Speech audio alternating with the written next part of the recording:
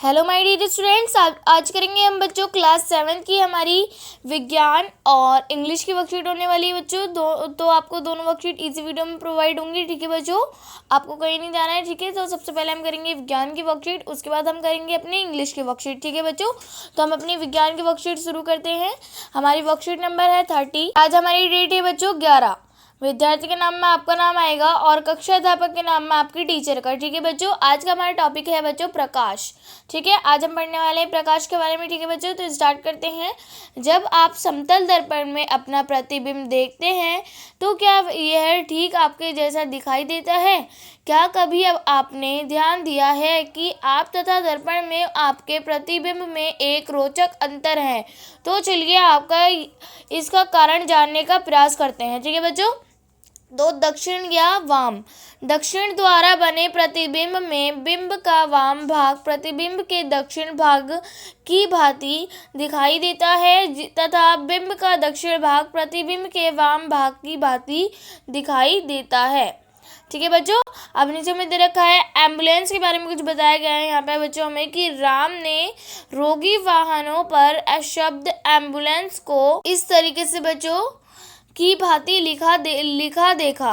राम ने अपने शिक्षक से इसका कारण पूछा तो शिक्षक ने बताया रोगी वाहन के आगे जाने वाले वाहनों के चालक अपने पीछे का दृश्य दिखाने वाले दर्पण में वाहन को देखते हैं तो वह रोगी वाहन पर लिखे एम्बुलेंस को स्पष्ट पढ़ सकते हैं और उसे आगे जाने के लिए रास्ता देते हैं। ठीक है बच्चों, इस वजह से एम्बुलेंस के जो वर्ड होते हैं बच्चों वो इस तरीके से लिखे होते हैं। ठीक है, अब आपको समझ में आ गया होगा। ठीक है, अब नीचे हमें गतिविधि दे रखी है बच्चों। कागज के कुछ टुकड़े लीजिए, एक कागज पर एम्बुलेंस लिखें और दूसरे कागज पर टॉम लिखें।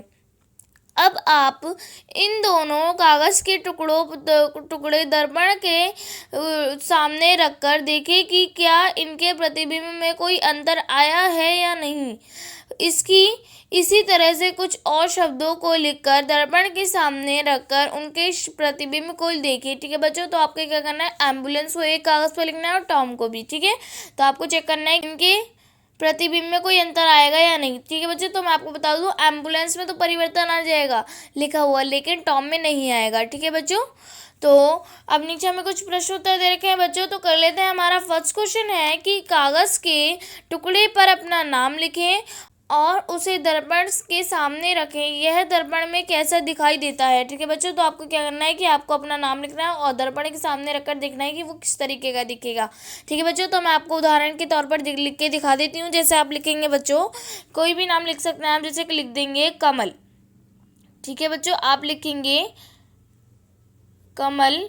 ठीक है बच्चों, अगर हम कमल को दर्पण के सामने कागज पर लिख कर रखते हैं, जैसे दर्पण हो गया बच्चों, तो अगर इसके सामने लिखेंगे हम तो जो कमल है वो हमारा लिखा हुआ बिल्कुल चेंज हो जाएगा, उल्टा हो जाएगा। इस तरीके से ऐसे हो जाएगा बच्चों, AMAL कमल, इस तरीके से हो जाएगा बच्चों। ठीक है, बिल्कुल इसमें अंतर आ जाएगा। ठीक है, इस तरीके से आपको चेक करना है, ये हो जाएगा इसका आंसर बच्चों। फिर हमारा सेकंड क्वेश्चन है कि अंग्रेजी भाषा की वर्णमाला के अक्षरों का पता लगाइए जिसके समतल दर्पण में बने प्रतिबिंब बिल्कुल अक्षरों के जैसे लगते हैं। ठीक है बच्चों, तो हमें कुछ अंग्रेजी भाषा के वर्णमाला अक्षरों का पता लगाना है जो समतल दर्पण में प्रतिबिंब में एक जैसे लगते हैं। ठीक है बच्चों, तो मैं आपको बता देती हूँ। आप लिखेंगे HIMOTUVX और Y। ठीक है बच्चों, ये सारे इस अंग्रेजी वर्णमाला के वर्ड हैं बच्चों जो हमें दर्पण में समतल दर्पण में इनके प्रतिबिंब जो बनेंगे वो बिल्कुल इनकी तरह ही एक जैसे होंगे। ठीक है बच्चों, तो बच्चों हमारी जो है साइंस की वर्कशीट जो यहीं पर कंप्लीट होती है। आई होप आप लोगों को समझ में आ गई होगी। ठीक है बच्चों, तो अब चलिए इंग्लिश की वर्कशीट कर लेते हैं बच्चों।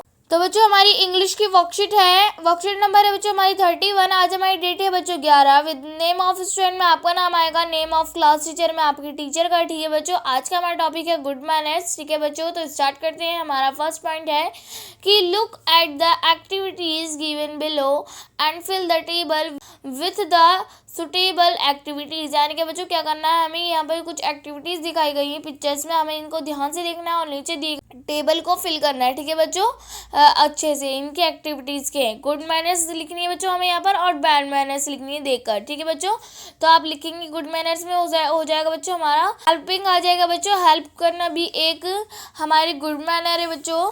ठीक है, हेल्पिंग आ जाएगा इसमें। और दूसरा आएगा बच्चों हमारा क्लीनिंग, सफाई करना, साफ सफाई करना। ठीक है बच्चों, तो ये भी हमारी एक गुड मैनर है, मैनर्स है। ठीक है बच्चों, तो आप इसे भी गुड मैनर्स में लिखेंगे।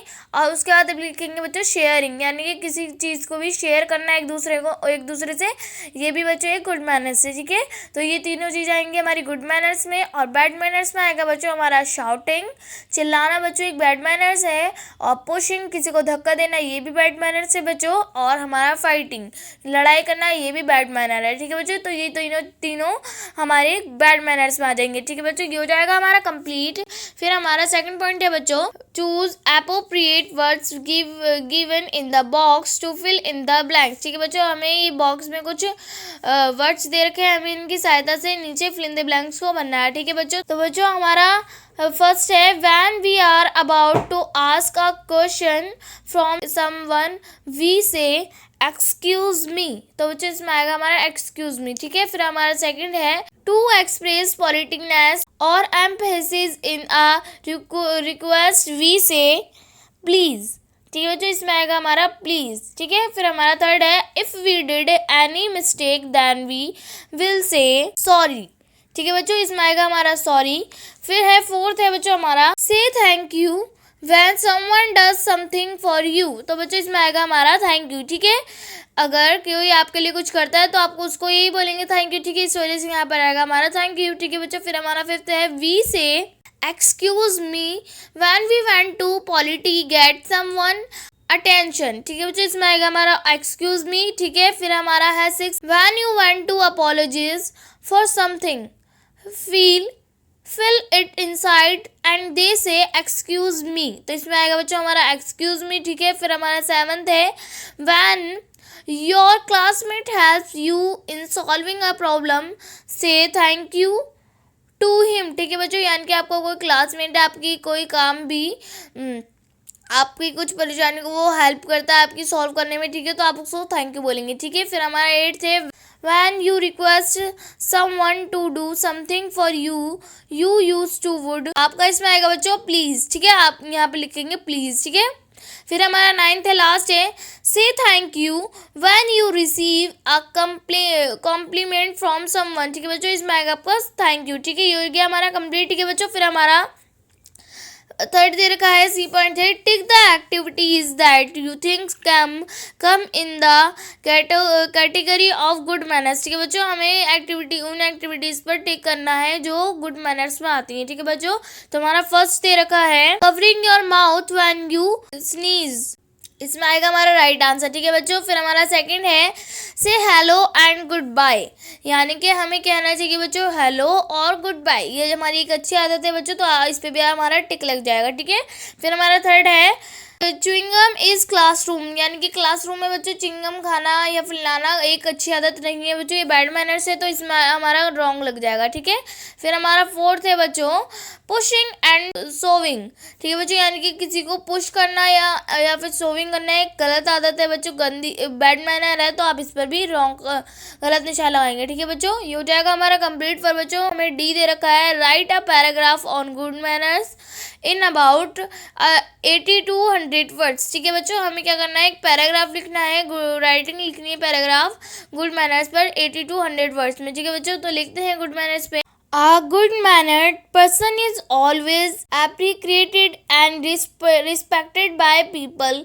People like to have friendship with those who are good-mannered. A person who does not have good manners loses dignity and self-respect. Good manners should be included in childhood so that they take firm root and can see on thought life, they will make life more enjoyable for you and for those you come into contact with.